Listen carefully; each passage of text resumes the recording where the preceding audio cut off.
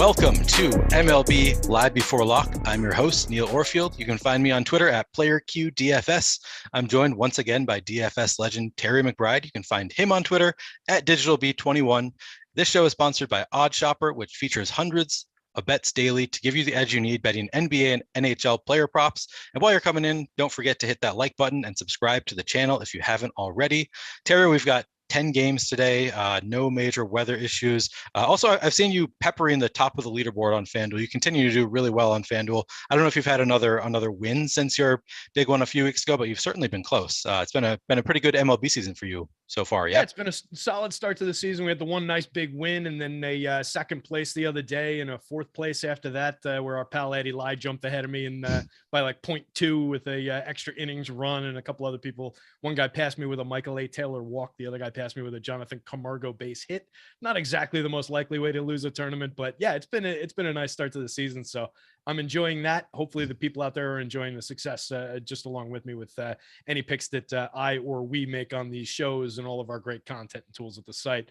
And there's that's borne out in tournaments too. There's a ton of our other logos up there. It's not just me. Yeah, it's everybody with an Awesemo logo has been hitting the top. I've seen you up there a bunch. I've seen like our guy FanDuel Brainlit out there is in there a bunch. Eddie certainly behind the scenes. Steve Buzzard, all our guys. Alex Awesemo himself, of course. So yeah, we're as a site, I think we're all doing well. Yeah. If we have time, we're going to do the Awesemo Hall of Fame segment today, and it is a lot of familiar names at the top. People have been doing pretty well. I haven't been able to really hold on to any of those top spots, none with the major money attached, but hopefully that's coming soon. I'm happy to see that you have been doing well, even if you've had some that have been like you've been in the top and then right at the last minute you seem to lose the top spot, but holding on to make at least some decent money. For some reason, always on nights that are just like those never-ending games where it's just like, right now we're going to extra innings. Like, all right, they loaded the bases in the 8th and the 9th. Yeah, that's no fun. That's what makes it fun. And to what you're saying, like as long as you're hitting those top 1% lineups with a handful of lineups every night, like then it's just a matter of the grind, the process over time, right? Yeah, and that's exactly what we're all looking to do. Just good repeated process, get those lineups up there, and then it becomes a matter of happenstance, and you eventually hit. And one hit pays for a whole hell of a lot of losing, as we all know. So yeah, so true. All right, well, we've got 10 games, so we better jump into it. As much as I love to keep talking about the thrills and the downside of DFS. yeah, your success. No, all right, we can start with moving on from your success to your Yankees, also having a pretty successful season. There you go. Yankees at Baltimore today, 5.3 run implied total for the Yankees, 3.5 for the Orioles. We've got Jameson Taillon on the mound for the Yankees, Spencer Watkins on the mound for Baltimore. Let's start with the Taillon side of the game. Do you have interest there going up against Baltimore? Pretty good matchup against Baltimore. A lot of strikeouts in the matchup. How are you feeling about Taillon, and are you going to be playing any Baltimore on the other side of it? Yeah, I think it's a decent spot for Taillon. It's a day with a fairly flat pitching slate, I think. So I think there's a lot of just different spots where we're just going to be looking to roster some of these guys who are a lot of the same kind of pitchers, a lot of the same kind of opportunities. We can pick off some talented pitchers at low ownership and fair prices in good spots. And I definitely think this is one of them. 9,300 on DK, 9,200 on FanDuel. It's about right. Arguably a little bit high for a pitcher with a 19.4% strikeout rate this season, but he's also only walked 2.3% of hitters. Last year, 23.2% strikeouts was a little bit better. The xFIP and some of the peripheral stats were a little bit worse, but he's an effective pitcher going up against a pretty bad lineup. I think the Orioles are maybe a little bit better than what we've seen so far this season when fully healthy, but so far this year against righties, 5% worse than average, creating runs with a 95% WRC plus, 22.9% strikeout rate is 18th in baseball, a 1.83% home run rate is 27th out of 30 teams. So there's not really much threat, and there's a decent strikeout opportunity if nothing else, with less than 10% of the field on him on FanDuel, 20ish% on DK. I think you can definitely roster some Jameson Taillon at or about the field. Yeah, that sounds about right. And he's very neutral on FanDuel. He's 7.2% owned, 7.2% chance of being the top pitcher. And it's pretty similar on DraftKings, fairly neutral. Yeah, that is. What about the other side? Are you going to be playing any Baltimore stacks to get a little bit contrarian? Looks like they are coming in at, no, I'm in the wrong tool now. Looks like Baltimore is coming in at 0.8% owned with a 1.5% chance to be in the top stack on DraftKings, 3% chance to be in the top value stack. Do you have any interest there?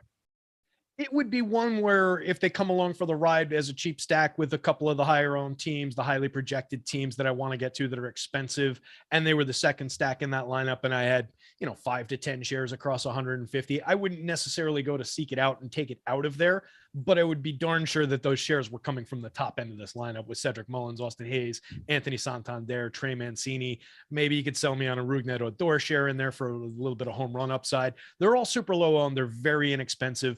But I just gave a couple, 4 good reasons why they're not a good roster to stack here and not a good target for that. They just haven't been good against right-handed pitching. That's kind of borne out last year as well. Last year, they were much more effective against lefties, kind of flat against righties. Kind of the same thing this year, not a ton of power. But those top 5 bats are at least interesting in that scenario, especially if you're going to roster a lot of Taillon on the other side.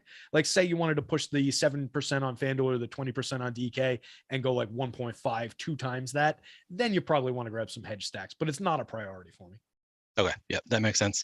I should warn you, my entire screen is black and frozen right now. I can't seem to move my mouse. Just like my heart. I can still hear you. Can you still hear me?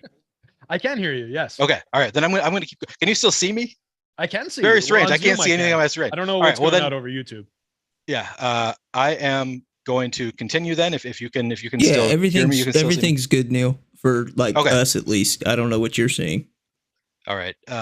It might be problematic when we get to the next game if it does not clear up, but I know where we're going next. We are going to Spencer Watkins going up against the chalk Yankees. So let's just move on to that game and hope this clears up before we get to the next game. How are you feeling about? Are you going to play a single share of Spencer Watkins?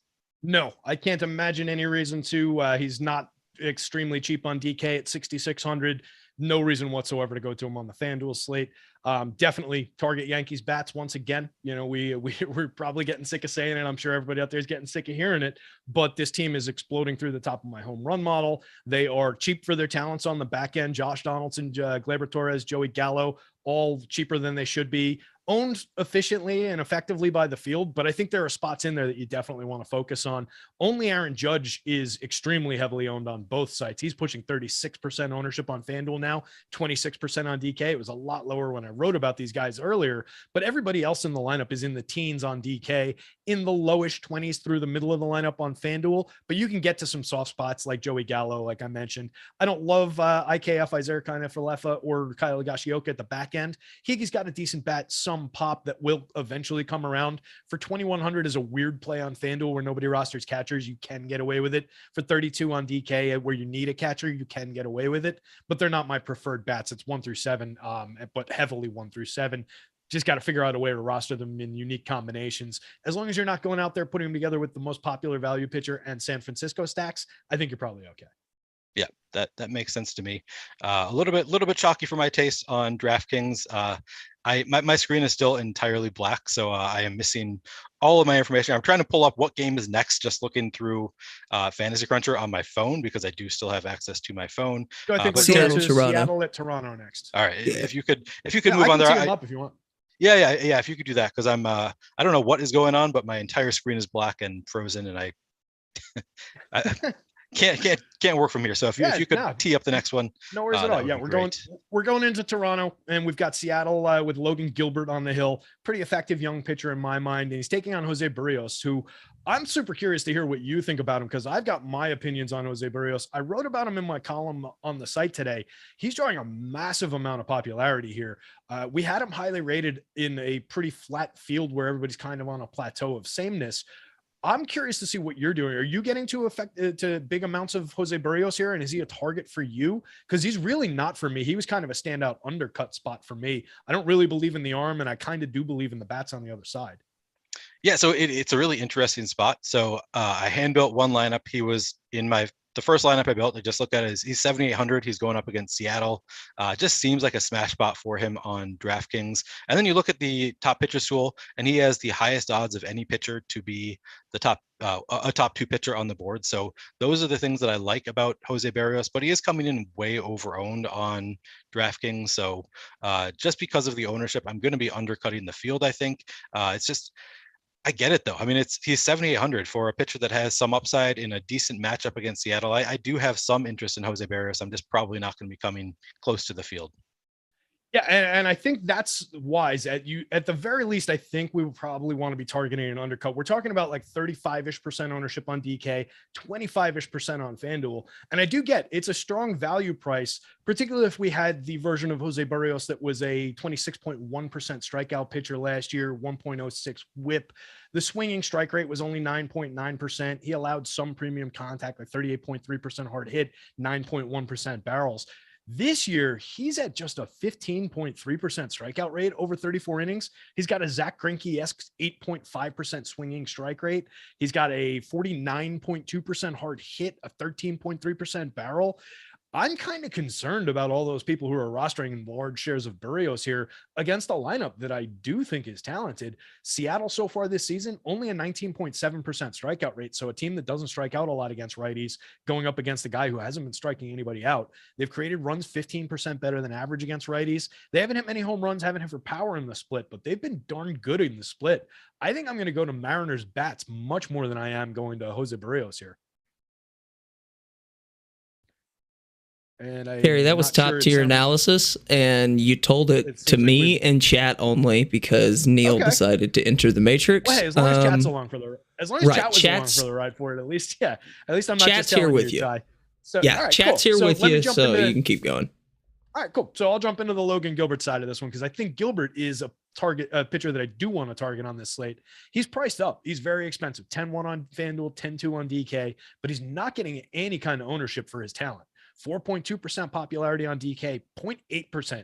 Nobody going to Gilbert here on the FanDuel slate. He's been a very good pitcher. 27.5% strikeout rate over 38 innings and 7 starts, pitching effectively and deep into games. 3.33 xFIP, a 1.11 whip. He's inducing a 10% swinging strike rate.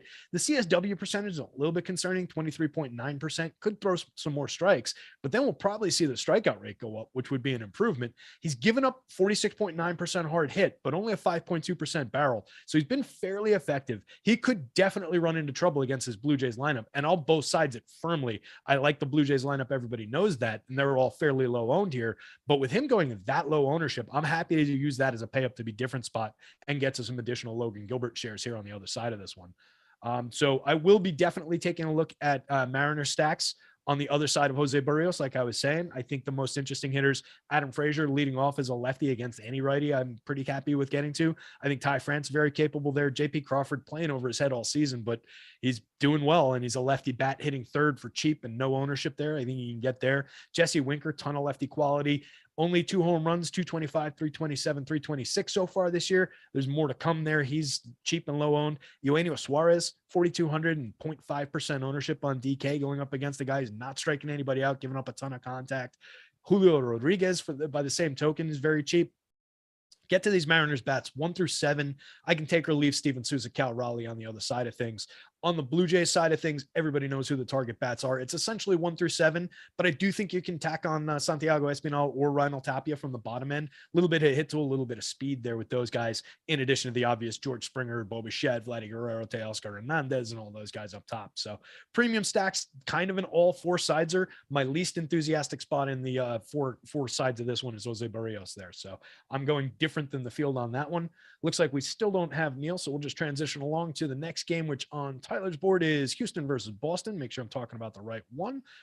The Astros with Jose Urquidy on the mound, going up against the Red Sox with Nathan Eovaldi on the hill. I wrote up Nathan Eovaldi as kind of a featured pitcher as well. I think he's a little bit underowned, particularly on FanDuel. 9,500 for Eovaldi, all his talent and his strikeout acumen. He's going up against a ridiculously good Astros lineup. This is one of the best lineups, if not the best lineup in baseball statistically against both hands.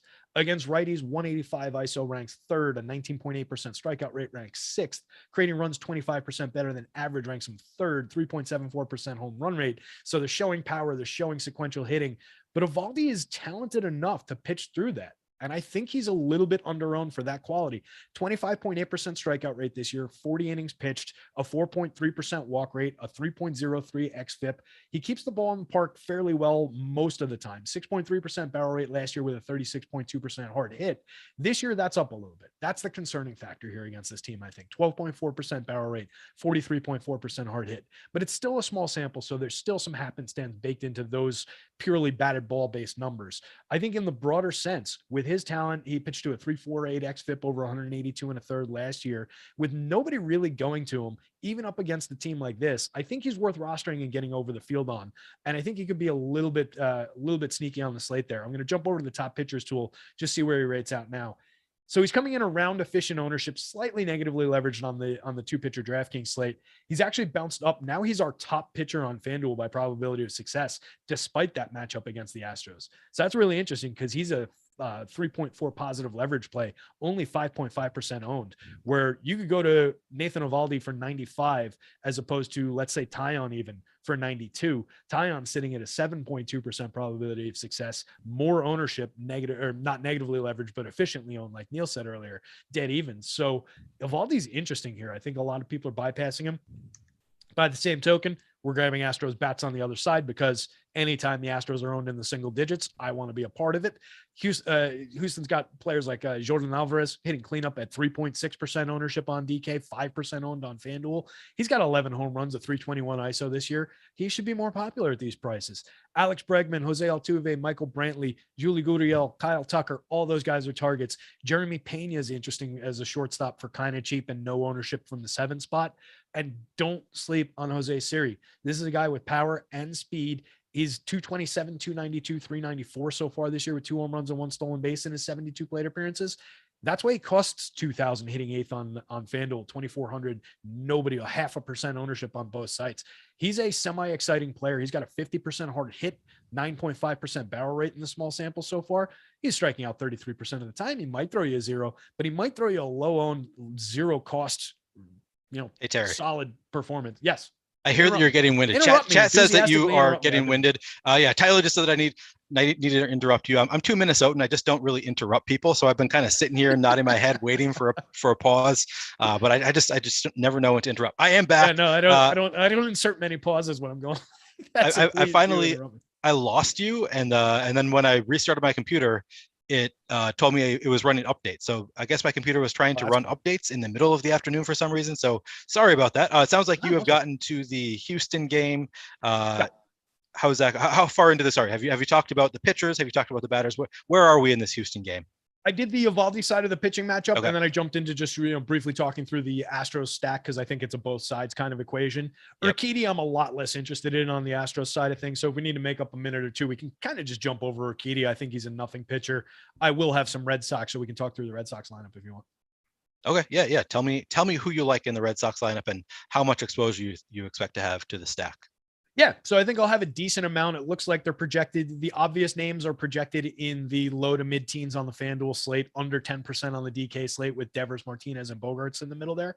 So you can go to those guys. You can bolt on Enrique Hernandez from the top, Alex Verdugo, Trevor Story, kind of obvious names through this lineup. They've underperformed for the season, but all of those guys are still who they are. Like their name brands for a reason. So I think there's good reason to go there against a pitcher with a 15.7% strikeout rate, a guy who's yielding a 48.5% hard hit, 21.1 degree average launch angle, and a 12.4% barrel rate on the season. That sounds like home run trajectory to me for some homer happy hitters here. So I can get to this lineup at least 1 through 7. Franchy Cordero, kind of interesting with his sleeper power in the 7 spot there. Maybe you can get away with a Jackie Bradley share if you wanted him for super cheap as a wraparound from the 9 spot. Kevin Plawecki if you need a catcher. So I think the Red Sox are a little bit underowned and sort of interesting on this slate. All right. Anything else that you want to talk about from this game? God, no. Okay. You've been getting winded, and that's good news because I have a little bit of a promo to read. That's what I was hoping you'd say. I'd like to tell you guys about the Awesemo Plus Platinum Pass. You can get access to all the great Awesemo Plus tools and content for nearly every DFS sport out there with an Awesemo Plus Platinum Pass. This includes full access to all the premium content and tools on Awesemo.com, including player projections, ownership projections, lineup builder, our premium Discord channel, and much more. Now, if you're a new user of Awesemo Plus Platinum, then you can save 50% on your first month of Awesemo Plus Platinum. All you have to do is click the link in the video description below to activate this offer, or you can head to our join page and use promo code MLB Live, all caps, one word, that's MLB Live, for 50% off your first month of Awesemo Plus Platinum. If you're only interested in playing MLB DFS, then you can sign up now for an Awesemo Plus MLB package for as low as $18.95 weekly. Please note that Fantasy Cruncher is an add-on and is not included in our base packages, but can easily be added at checkout. Stop guessing, start winning. Join Awesemo Plus today. All right. So we don't know who the pitcher is for the White Sox yet, as far as I know. I had not seen a White Sox pitcher announced on my last check. We've got Brady Singer on the mound for the Royals. The White Sox have a 4.5 run implied total. Kansas City 4.3. Is there any White Sox pitcher that you think might be coming in that you might have interest in? Not that I have interest in. No, I believe it's going to be Davis Martin for at least the first couple of innings. Believe he's making his major league debut. Look like a quad A type of a pitcher, but I don't think there's an expectation of length for him. Even if there is, I don't really think it's a spot where we need to dip into. Not even sure if he's actually on the DK slate. He's definitely not on FanDuel because this whole game's not on FanDuel. So if he's not on the DK slate, you can't play him. Okay. This game is not on FanDuel. I did not even catch that this game was. Yeah, FanDuel threw up their hands after the fiasco the other day where they exposed the ownership for the Angels game because it was the second game of a doubleheader before the game started on the main slate, and all the scoring bled through for the beginning of the slate. They just said, all right, I know baseball's had doubleheaders for 120 years, but we obviously don't know how to score them around here. So they didn't include either of the doubleheaders. 8 games on FanDuel, 10 games on DK. Okay. News God has confirmed as Davis Martin starting the game. So no interest there. What about the Royals going up against what I guess would be a bullpen game then for the White Sox? Do you have interest in going to some Royals bats in stacks or as one-offs? Yeah, I guess you could, with some moderate interest, as interested as I ever am really in this team, I think you could possibly go there. Depends on what comes out as the final lineup, but the obvious bats around Sal Perez, Carlos Santana, Andrew Benintendi, Whit Merrifield are always in play. MJ Melendez, if he's in the lineup, could give you a little bit of sneaky pop. I'm getting a decent home run rating on him. Not sure if he'll be out there. Bobby Witt, the prized prospect, kind of struggling along the way so far, but we can always expect any given slate upside from him. Decent price, multi-position eligibility.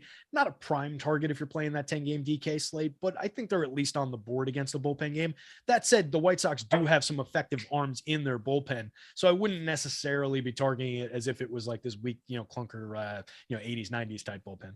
Okay. And I'm going to mute myself for a second so I can yell at the dog. All right. Sounds good. So Kansas City, the stack is coming in at 2.6% owned with a 3.8% chance of being the top stack, 3.7% chance of being a top value stack. I'll probably come in a little bit above the field. I'm going to try to come in slightly above the field on Kansas City, but I don't love bullpen games just because you don't really know what to expect. Some batters might be removed pretty early in the game, depending on who comes in as relievers. So it's not something that I usually like to target with bullpen games, but I still have some interest in Kansas City just because the White Sox, they're coming in so low owned, and even if the White Sox do have a good bullpen, they're not like unbeatable. So I have some interest in Kansas City. One good piece of news for that is Kendall Graveman did pitch an inning last night, and it looks like he pitched 2 on Saturday. Oh, he did. I watched that game against the Yanks. So he's probably not on the board for tonight, and that takes one of their elite relievers out of the equation, but they are still a pretty good bullpen. But without him, maybe it's a little tiny bit more targetable. If they're positively leveraged, I don't really have a good reason not to go there, but it would be, again, with, tempered shares, tempered expectations. Yeah, that makes sense to me. What about the other side of this game? So Brady Singer coming in with a 23.1% strikeout rate. I did not realize that he threw that many strikes. Do you have any interest there? He has, that's the good. And then the bad is he has a 1.41 whip, 3.39 expected ERA is not bad. How do you feel about Brady Singer in this game against the White Sox? And do you think he'll be targeting any White Sox bats on the other side of it?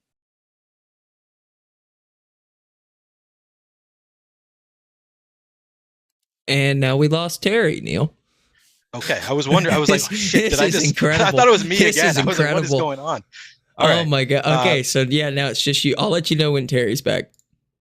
All right. Well, then I will tell you my thoughts on Brady Singer. I have not made any lineups yet today. He is kind of interesting in the top pitchers tool, coming in at 10.7% owned. This is on DraftKings with a 7.1% chance of being a top 2 pitcher. So slight negative leverage there, but then a 31.7% chance of being a top 2 value pitcher.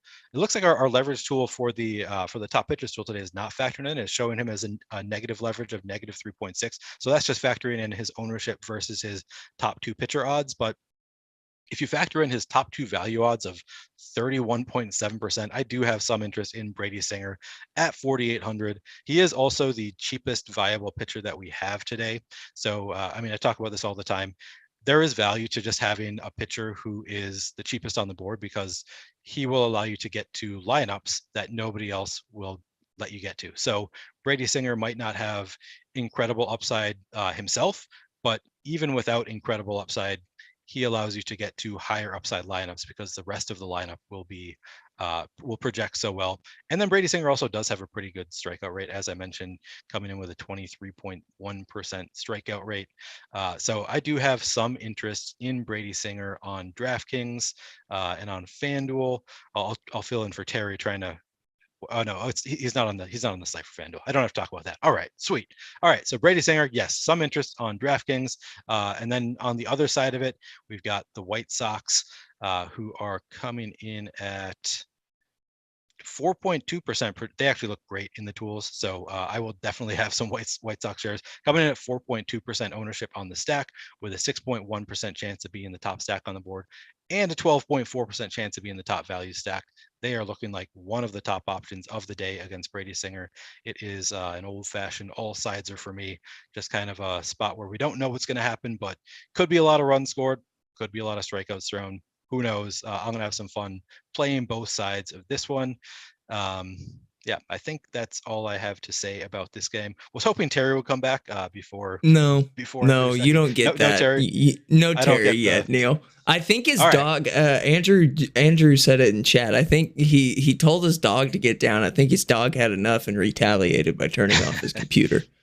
Oh, poor Terry. All right. Well, the good news is when Terry's not here, I go a lot quicker. The bad news is Terry gives really great analysis, and I have not prepared to do the analysis portion of this. So I'm going to be talking more so about the stacks, but that's generally how I play anyway. And I was pretty successful just playing stacks last year. So I think just looking at the top stacks tool, the top pitchers tool, I can kind of tell you how I'm planning to approach it. But I'm going to move on to the Pittsburgh Pirates at the Chicago Cubs. We've got JT Brubaker on the mound for the Pirates, Keegan Thompson on the mound for the Cubs. The Pirates have a 3.6 run implied total, Cubs 4.1.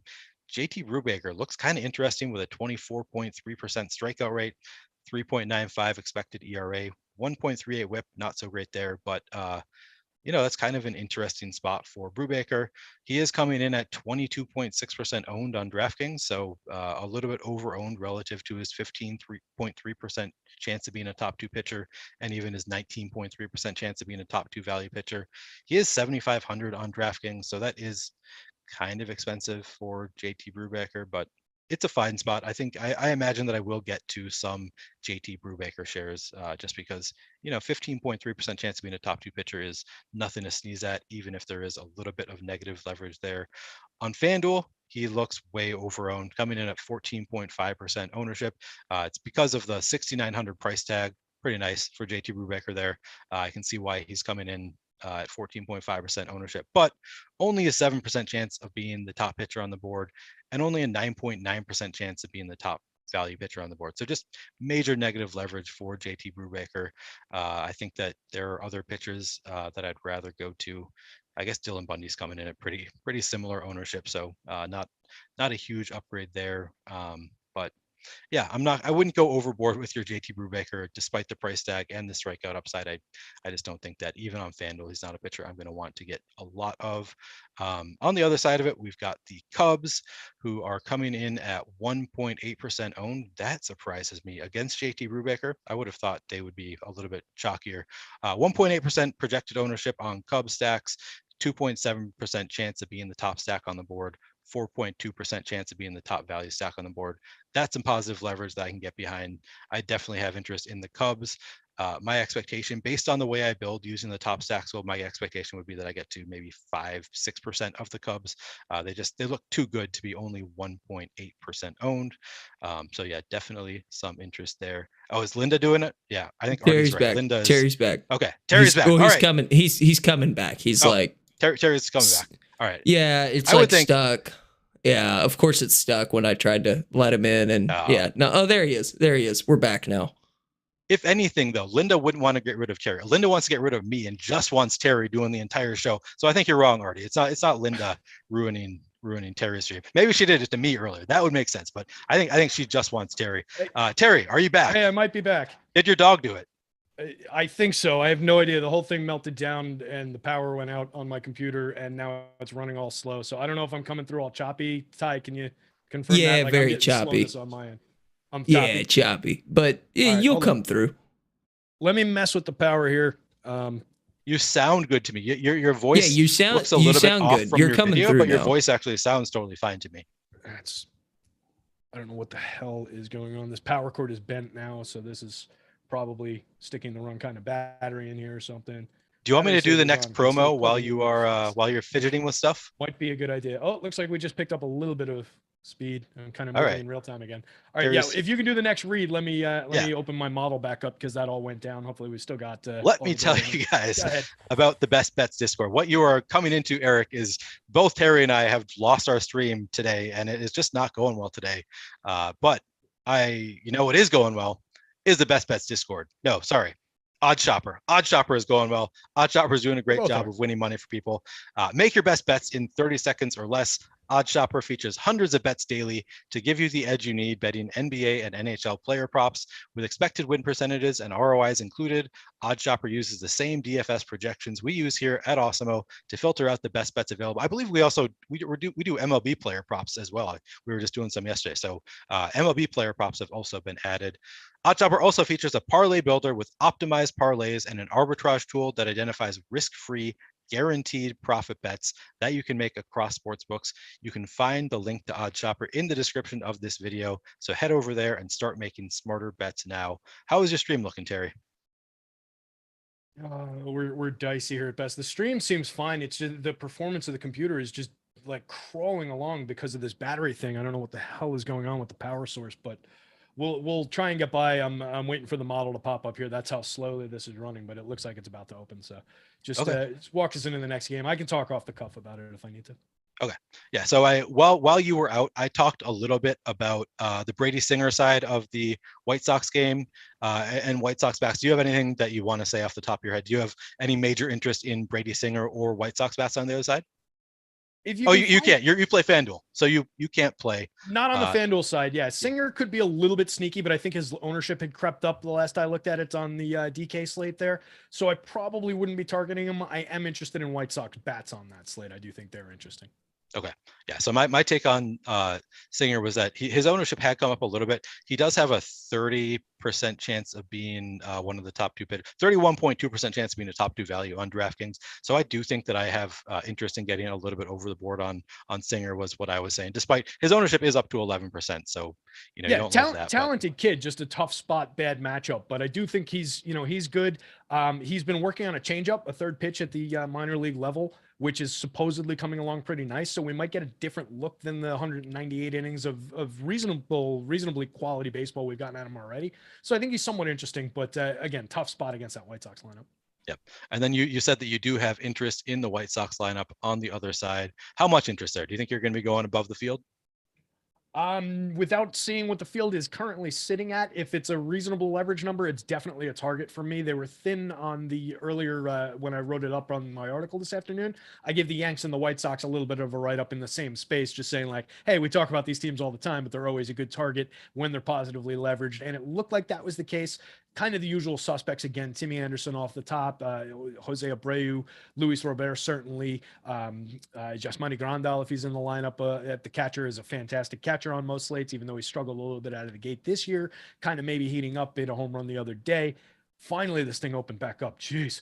Gavin Sheets is a little bit sneaky, hitting in the 6th spot. Back end of the lineup, I don't love with Josh Harrison, Adam Engel, and Andrew Vaughn, but any one of them is a capable addition to a stack. I just wouldn't target like all three of them in the same stack. Okay. Yep. That makes sense. Yeah, I was saying I have a lot of interest in White Sox stacks. I keep forgetting that they're not on the FanDuel slate. That's just so odd to me. So I keep asking you what you're going to do, even though you mostly play FanDuel. But yeah, I definitely plan to get above the field on the White Sox. They are coming in. The stack on DraftKings coming in at 4.9% owned. So pretty low owned with a 6.2% chance of being the top stack on the board, 12.6% chance of being the top value stack on the board. So they look really good in the top stack school, which is, one of the main things that guides my level of interest in stack. So I think that I absolutely. am with you on the White Sox. I'm definitely going to be getting above the board there. All right. Anything else you want to say about the White Sox and Royals game? Let's see if we can squeeze one more game in before somebody's computer dies again. All right. And then I also talked a little bit about the Pirates at Cubs. We've got JT Brubaker at Keegan Thompson. What is your level of interest in JT Brubaker on FanDuel, and what do you think it would be on DraftKings? I like Brubaker in general.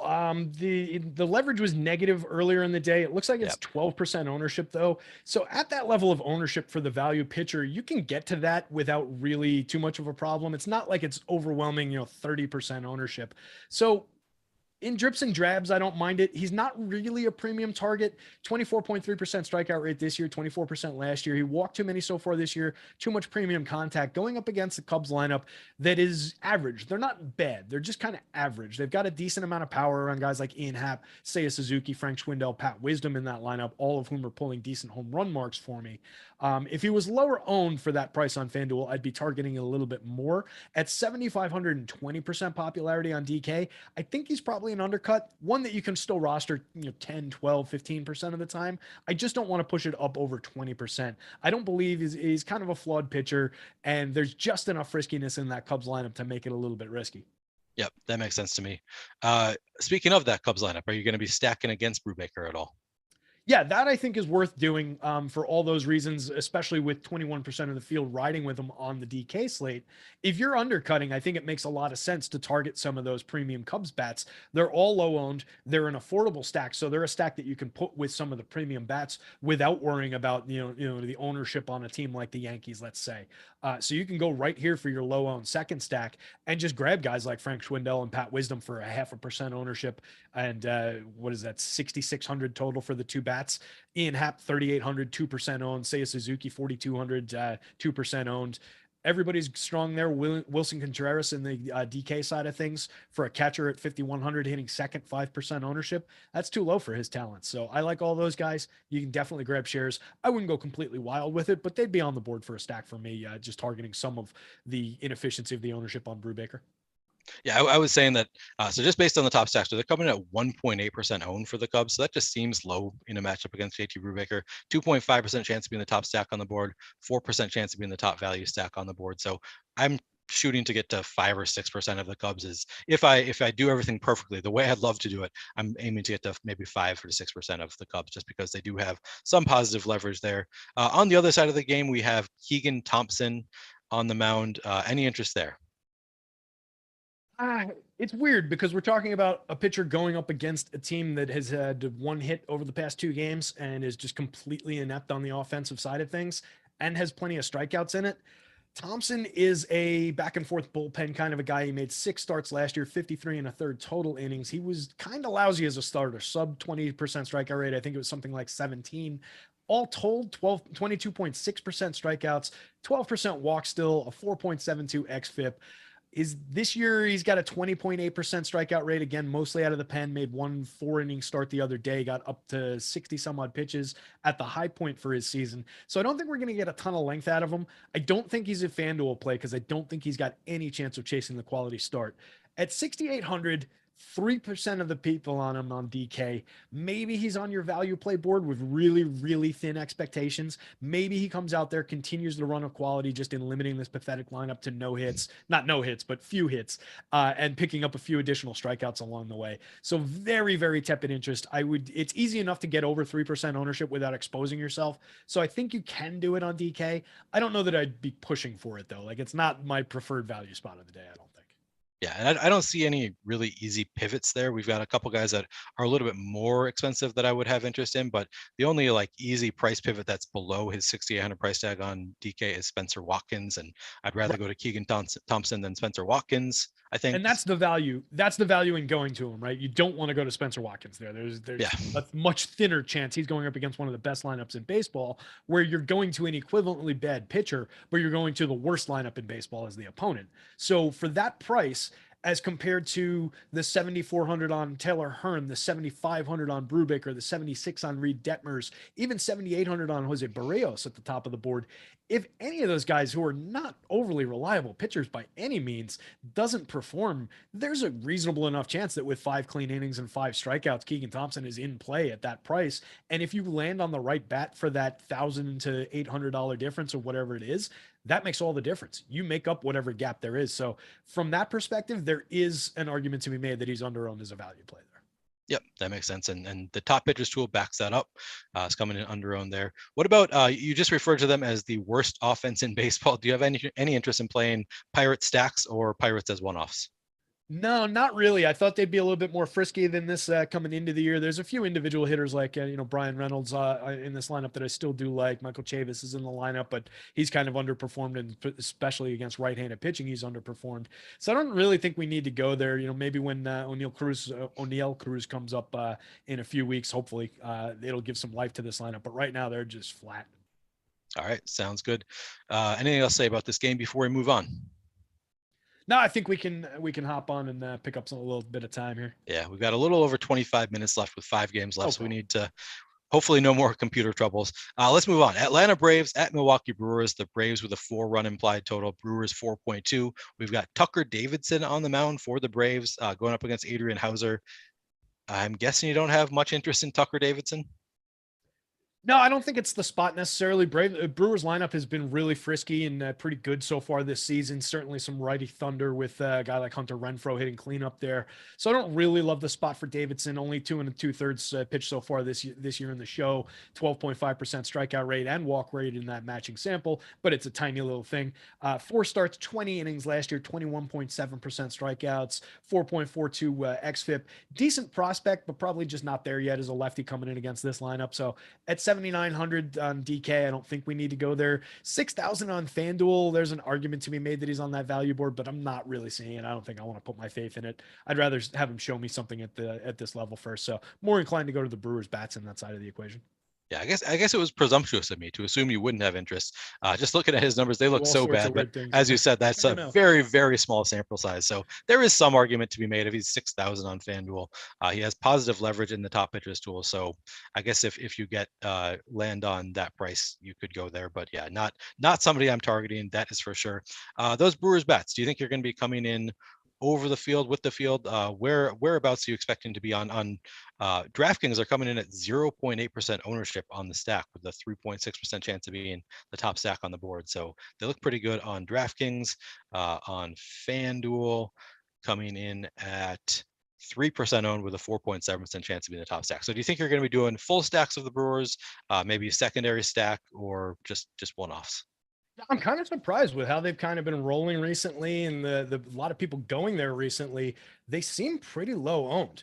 Part of it on DK is because the top 4 hitters in the lineup, plus Rowdy Tellez in the 6th spot, are all over 5,000 and pretty well over. So I get that, but FanDuel ownership is in the mid to low single digits, with all of those guys in the mid to low 3,000s or below for the rest of the hitters in this lineup. So I don't really get it. I think there's a lot of good reason to go here. You can certainly go to Colton Wong against this lefty. I'm not really worried about it. Christian Yelich against this lefty, Rowdy against this lefty, all perfectly fine.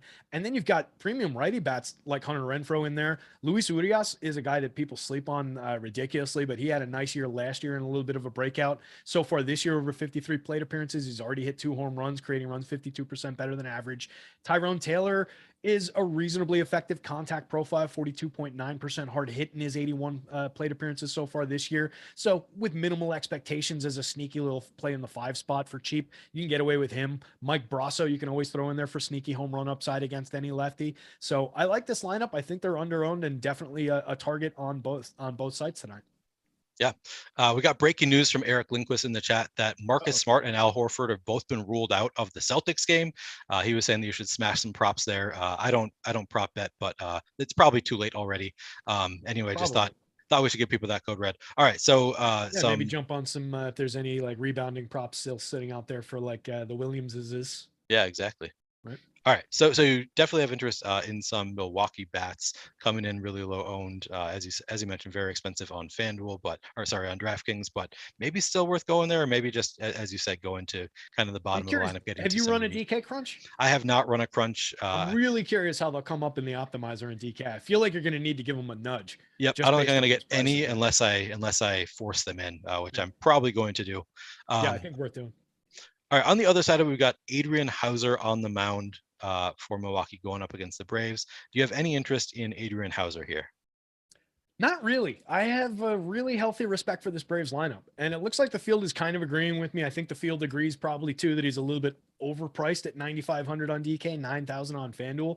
We're talking about a pitcher with an 18.7% strikeout rate this year, an 11.2% walk rate, 1.42 WHIP, only an 8.9% swinging strike rate. Plenty of hard hit in a 40.4%. The barrel rate's been fine, which has been saving him a little bit in 4.3% barrel rate. Last year, 17.5% strikeouts over a much bigger 142 in the third inning sample. Hauser's not a big time premium pitcher, not a big time premium strikeout guy. So I don't really see why he's priced like this against this team. There are plenty of strikeouts in this Braves lineup, but they're elite in terms of what they do for power, what they do for run creation in the split. So I'm much more enthusiastic about the Braves stack side of this one too. Yeah, 9,500 for Adrian Hauser just seems too much for what he's doing. He is coming in at 3.8% owned, so some positive leverage in the top pitchers tool, but it's going to be hard for me to get there. I don't see myself getting to a ton of Adrian Hauser either.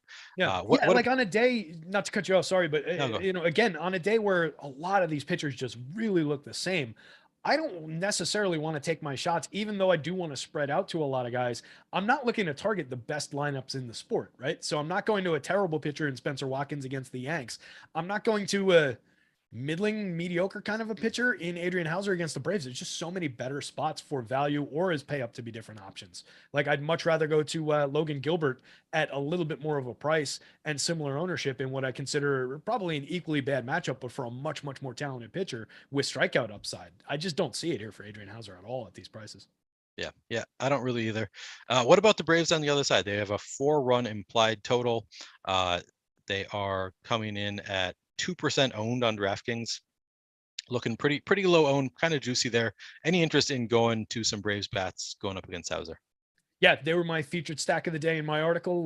There's a steady rotation of like Braves, White Sox, Yankees, Astros that go through a lot of those featured spots and a lot of those write-ups, but they're looking really good here today. Nobody going to them. Ronald Acuna, the only person drawing any kind of ownership. 7.3% on DK is perfectly playable for the 5,700. 12% on FanDuel, you're fine at 4,300. And then it immediately drops off the table. Matt Olson is 2.5% owned on DK. What are we doing against Adrian Hauser, one of the best lefty power hitters in the game? Play Matt Olson. Play Austin Riley for 0.6% ownership. For God's sake. Ozzie Albies, switch hitter, hitting 5th. Love him. Travis Demeritte even gives you a lot to like. Former first-round pick. I've mentioned him since they called him up. Over those 71 plate appearances since they called him up, all he's done is give us a 22% better than average run creation, 3 home runs, a 281, 338, 458, 453 with a 172 ISO, and he's still only 2,800 on FanDuel, 2,500 on DK. He leads off for this team when Ronald Acuna is not there for a reason. He's a decent player with a little bit of pop, a little bit of speed that he's shown at the minor league levels. Adam Duvall, William Contreras, if you need a super cheap, sneaky catcher on DK, and Dansby Swanson is the sneakiest shortstop in the game on basically every slate. 1 through 9, I like this lineup. All right, right on. Anything else you want to say about this game before we move on? No, I think we covered this one. Interesting 3-position eligibility to add to the reasons to play Luis Urias from that Brewers lineup. He's just really like that hitter. 23 home runs last year, just totally quietly. 196 ISO, cost 3,200 with 3-position eligibility. Really like that spot. Even if you're not stacking Brewers, that's got a lot of utility in that bat hitting second with that eligibility. Yeah, that makes a lot of sense. I'm guessing he's going to make it into some of my lineups as a one-off, just because of that positionality, and it's a good spot there. All right, we'll move on to the Los Angeles Angels going up against the Rangers. Angels have a 4.6 run implied total. Texas 4.1. We've got Reed Detmers on the mound for the Angels going up against Taylor Hearn for the Rangers. Let's start with the Detmers side of the game. Do you have any interest in Detmers and his 16.8% strikeout rate so far this year, but a 3.84 expected ERA, 0.84 WHIP, looking decent in those numbers? Any interest there, or Texas bats on the other side of it? The last time I was on a show where Reed Detmers was pitching, I said that he had an excellent curveball and was not yet ready for the major leagues, and he went out and threw in a no-hitter. So, you know, I with was on tempered that show with you. expectations for the right. So with tempered expectations about that happening again, not really.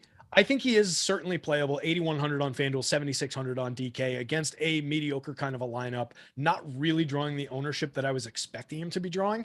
So at these levels, I think he can get there. He's not my guy that I'm really targeting, given that strikeout rate, given the fact that I do still think that he is not a major league ready pitcher. Only struck out 2 in that excellent start. But if you can get some quality against a struggling Rangers lineup that doesn't have a ton of quality in it, has some strikeouts in it for him, I think you could probably get away with it, given the fact that people aren't really trying to do it. I was expecting him to come in around double this ownership, to be quite honest. And there's still a chance that he does. We might be a little bit low on that. We might not be factoring in people's enthusiasm just on name recognition for what he did in the last start. So maybe we're a little bit low, but yeah, I think it's worth having some shares for price. He's on that board of like same kind of pitchers. All right. And you said that the Texas Rangers are a mediocre lineup, maybe being kind of generous there. Maybe I undervalue the Rangers. I think of them as being pretty low end this year so far. But are you going to be playing any Rangers stacks going up against Detmers, or are you going to be playing them as one-offs at all? Probably not many full stacks. Again, it's another team that I would take in small doses around the edges. They're not highly owned. They're effective for value. I really don't like the back end with Ibanez, Sam Huff, Charlie Culberson, but I think 1 through 6, you can maybe get away with some. There's, certainly power in Cole Calhoun, but he's not great lefty, but he might get into the bullpen for a couple of plate appearances. Corey Seager, all roster against anybody. You can get away with that as a one-off or in a stack. If you wanted to stack, it would probably be Eli White, Marcus Semien, Corey Seager, Adolis Garcia, and maybe Nick Solak. If you wanted to go 5-man, it's probably better as a 3-man. On FanDuel, Marcus Semien drawing 17.2% ownership at 2,500. That's kind of concerning. He's been just god awful so far this year. He's a much better player than what we've seen so far this year, but definitely concerning start to the season for him. I don't know if I'm going there at 17% ownership. That's a little bit too much popularity, even against a pitcher who's likely to give up a lot of contact to a righty hitter. Yeah, that makes sense. On the other side of the game, we have Taylor Hearn, who has a 24.6% strikeout rate, but a 5.94 expected ERA and a 1.64 WHIP so far this year. So some pros, some cons there. Do you have any interest in Hearn against the Angels, or what are you going to do with the Angels? Are you going to be stacking up the Angels or playing some one-offs today? I'll see where the salaries take me in terms of the stacks. That's the difficult part. 4,600 up top for Taylor Ward, 4344 for Trout and Ohtani on FanDuel, in the 5s, up to 5,900 for Shohei Ohtani on the DK slate, and still drawing some popularity. So I just don't love going to super expensive bats when they're owned in like the 20% range like Trout is today. But it's Mike Trout, so I might be willing to make some exceptions to that rule for these 3 hitters. Anthony Rendon, perfectly playable there. The Duffy, Rengifo, Chad Wallach part of the lineup is a little bit uninspiring. Brandon Marsh disconnected from the rest of that stack in the 8 spot. Maybe use him as a wraparound back to the top with Taylor Ward. If you're doing that, you can get away with it. So you go like 1 through 4 plus 8. I think is maybe interesting, and it offsets a little bit of price, a little bit of popularity on both sites. So if I'm stacking fully, maybe that's what I'm doing with them. And then you just cut out one of the highly owned guys. But if you're cutting out one of Taylor Ward, Mike Trout, Shohei Ohtani from your Angels stack, you're immediately doing a disservice to that Angels stack. So it's a little bit of give and take there. Yeah, that makes a lot of sense. We've got 3 games left on this slate, and one of them is in Coors, so we're going to have to speed up a little bit. But anything else you want to say about this Angels and Rangers game before we move on? No, we can hop on over to Colorado if you want. All right, and I'm gonna skip the Awesemo Hall of Fame for now, hoping that we can get to it by the end of the show. But we got 3 more games to cover, so I think that should be our focus. First up, we've got the Coors game: San Francisco Giants at Colorado Rockies. Giants with a 6.3 run implied total, highest on the board by far. Rockies with 5 run implied total, coming in second. Alex Cobb on the mound for the Giants, going up against Chad Kuhl for the Rockies. Let's start with the Alex Cobb side of the game. Do you have any interest in playing Alex Cobb in Coors with a 31.5% strikeout rate? That looks good. 1.41 expected ERA looks good. 1.3 at WHIP, not quite as good. Coors Field, not quite as good. 5 run implied total for the Rockies. Are you going to be playing any Cobb, and are you going to be stacking up any Rockies on the other side of it? I've been patting myself on the back for hitting some of these value picks at pitcher recently, and I have a feeling that this one I'm going to be feeling really bad about at the end of the night. But I will be rostering some Alex Cobb here. There's just nobody going there. And he's going up against an okay lineup in obviously the best ballpark for DFS offense in the game. But he's 0.5% owned. He's fairly priced. He's low priced, honestly, for a guy striking out 31.5% of hitters this season. Over 20 and a third innings. That's probably not who Alex Cobb is going to be for the entire season, but he's a guy who did strike out around 25% over 93 and a third last year, has shown strikeout acumen through his career. He's also a guy that I used to target for home runs. He had a couple atrocious years for home runs for allowing power, but he's kind of found it again. He's pitching well, 2.27 xFIP this year, 14% swinging strike rate.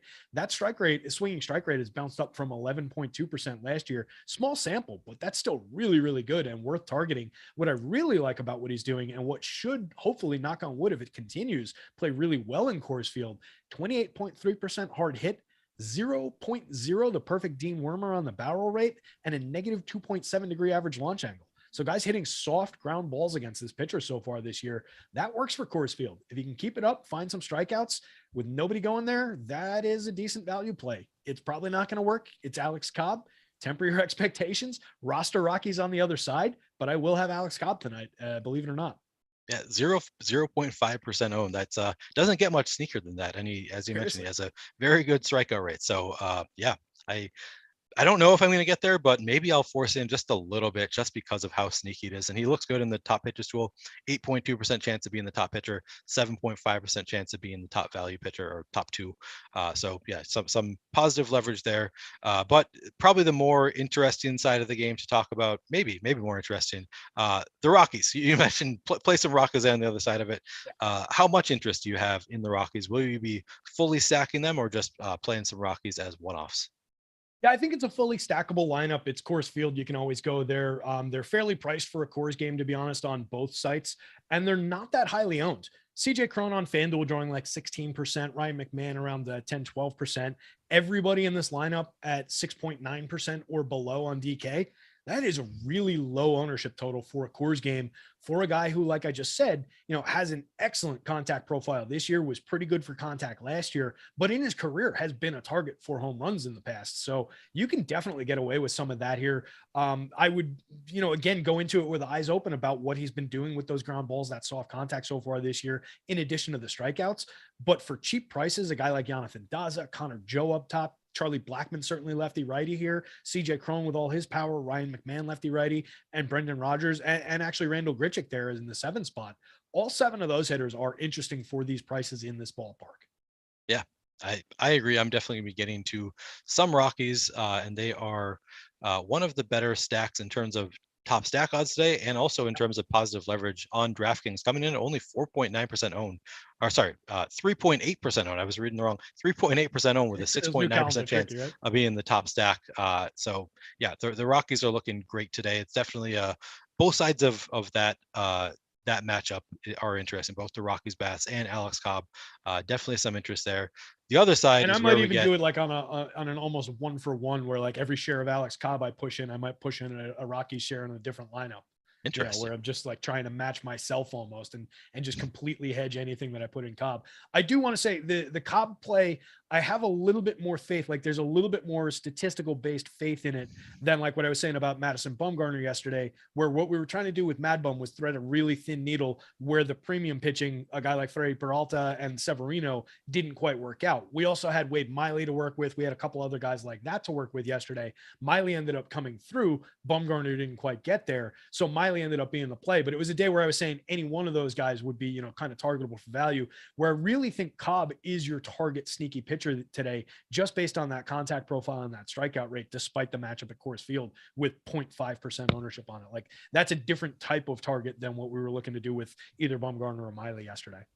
Yeah, I think that makes a lot of sense. My foot was just spasming like crazy, and that has never happened to me on a live stream. Doesn't usually happen during the middle of the day to me. But I did. I went for a run earlier. Probably didn't drink enough water. Let's get back to the game though. Chad Kuhl on the mound for the Rockies, going up against the uber chalk Giants. The Giants are coming in at 32.5% owned on DraftKings with a 20.2% chance of being the top stack on the board, 22.3% chance of being the top value stack on the board. So some pretty major negative leverage there. How are you feeling about the Giants? And are you going to be playing any Chad Kuhl up against them?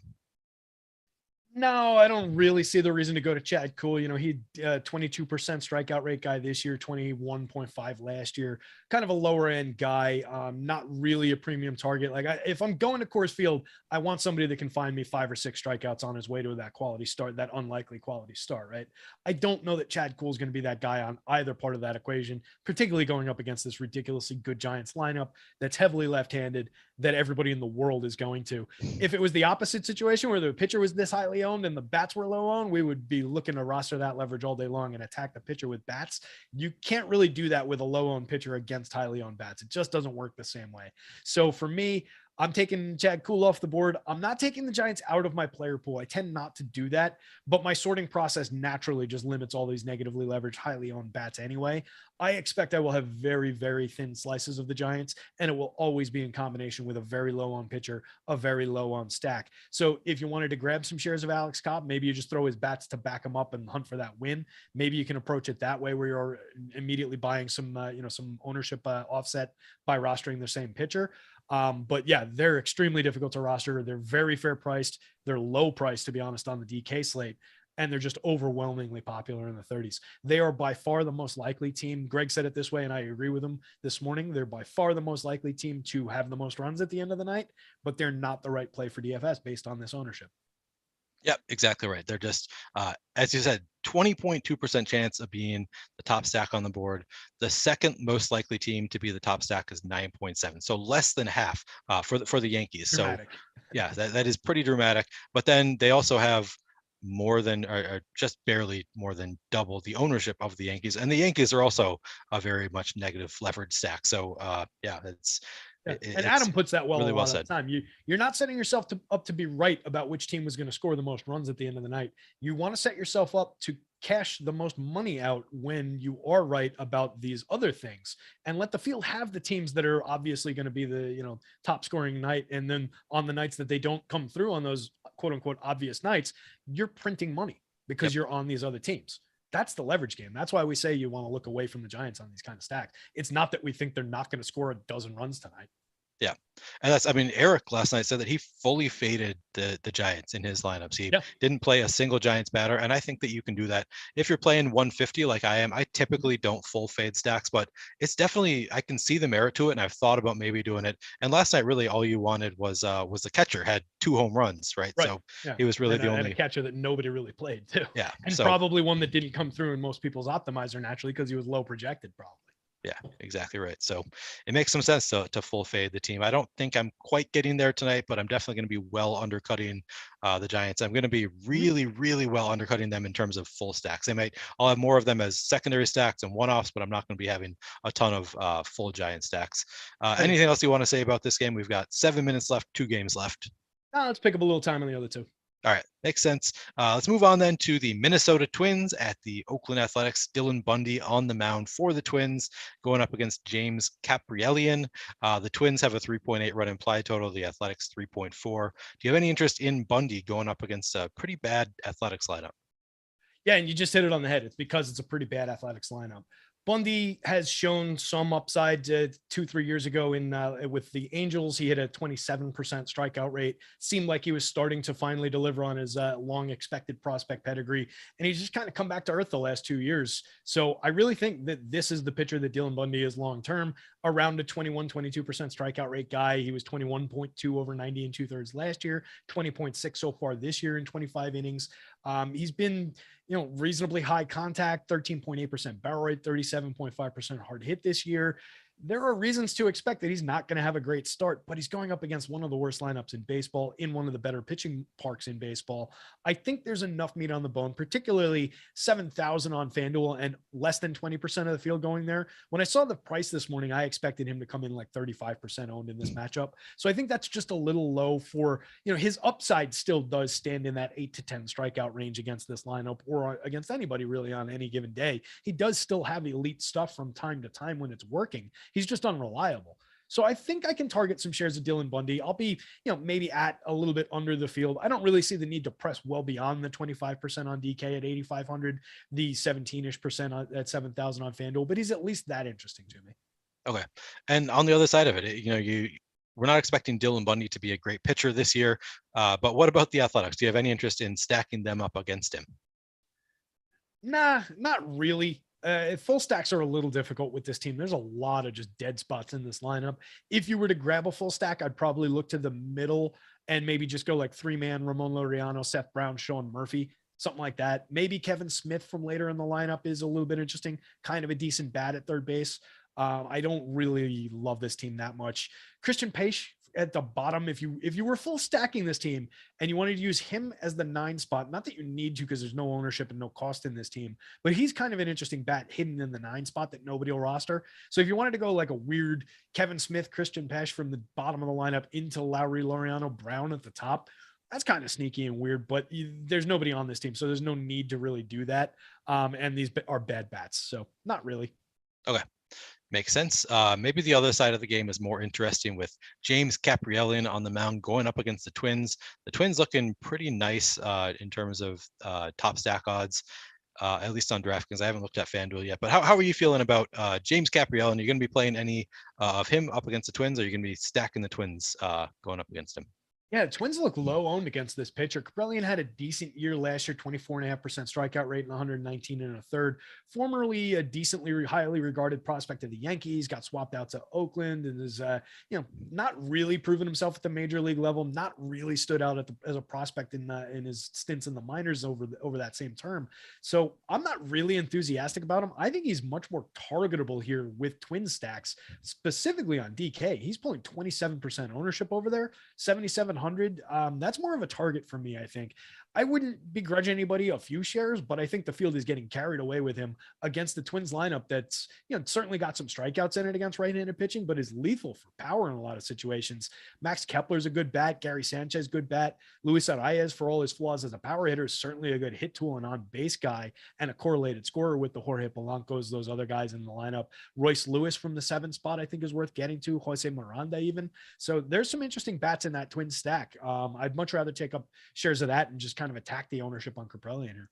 Yeah, same page here on DraftKings. Twin stack coming in at 1.7% owned, 3% chance of being the top stack on the board, and 8.2% chance of being a top value stack on the board. So I'm definitely going to be trying to get above the field on the Twins today. Anything else to say about this game? We've got one game left in 3 minutes. Yep, one game left to talk about only on DraftKings, and we can just jump over to that one. Oh, another game that's not on FanDuel. Okay, that makes it easier. All right, we've got the Arizona Diamondbacks going up against the LA Dodgers. The Diamondbacks with a 3.1 run implied total, the Dodgers 4.6. We've got Merrill Kelly on the mound for the Diamondbacks, Tyler Anderson for the Dodgers. Any interest in Merrill Kelly going up against a pretty tough lineup, but guessing he's not coming in with much ownership. How are you feeling about Merrill Kelly, and will you be stacking up against him today? Yeah, on kind of an anything goes pitching slate, I think he's got enough talent where at 0.5% ownership, you can pay up to be different by rostering Merrill Kelly against the Dodgers. Just again, do it with eyes wide open and know that you're probably making a losing decision when you do that. But in the event that it comes through, you're making a winning decision, right? So it's an interesting spot.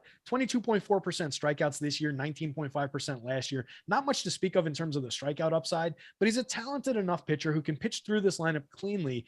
It's just a deadly lineup on the other side of things. So I would definitely both sides it. And the Dodgers stack is getting much more of that attention. I think Kelly's got enough talent, but I wouldn't get carried away with it. 5% of your shares against a 0.5% public ownership would be perfectly acceptable as a dart throw. I wouldn't want to go much beyond that. Yeah, that makes sense to me. And then on the other side, we've got Tyler Anderson going up against the Diamondbacks. Only a 3.1 run implied total for the Diamondbacks. Are you going to be getting to the Diamondbacks at all, or are you going to be playing some Tyler Anderson? Anderson's interesting there. That's a good price and probably right about the right amount of ownership on that. That might be something where I would both sides it and lean a little bit more heavily into the Diamondback stack, just given the ownership on the pitcher. Anderson this year, 22.7% strikeout rate, 3.94 xFIP, a 9.4% barrel rate with only a 30.6% hard hit, 22.2 degree average launch angle, fly ball pitcher who's not yielding a ton of hard contact, going up against this lineup that, typically is focusing on some contact hitting. They do have a little bit of power in the lineup. I think it's an interesting both side situation. I would probably look to undercut the public by a little bit on DK, but I think he's perfectly acceptable where he's owned and where he's priced over there. And then I get a little bit beyond the field on unexciting Diamondback stacks. It's not a team that I love, but they've been a little bit frisky. And there are a couple of hitters in there that you can get to, like a Christian Walker for all his power. Ketel Marte, certainly interesting. And Jordan Luplow and his power against a lefty pitcher, I think is worth rostering here. Yep. Makes a lot of sense to me. All right, Terry, we are at time. Any final words? No, you can definitely target some Dodger stacks, but they're all super highly owned up top. Look to the back end of that lineup. Max Muncy, Justin Turner, Cody Bellinger, Chris Taylor, Gavin Lux, all owned in the single digits. That's the top of a lot of other teams' lineups. So you can definitely go to the back end of the Dodger stack. All right. Thank you, Terry. Thank you, Tyler, for producing. On your way, please remember to give us a like and subscribe so you can keep up with all of our shows, DFS offers, giveaways, and much more. And once you subscribe, hit that notification button to get alerts when our shows go live if you haven't already. We've got NBA Deeper Dive and Live Before Lock coming up next, so stick around if you're playing some NBA tonight. Thanks for watching.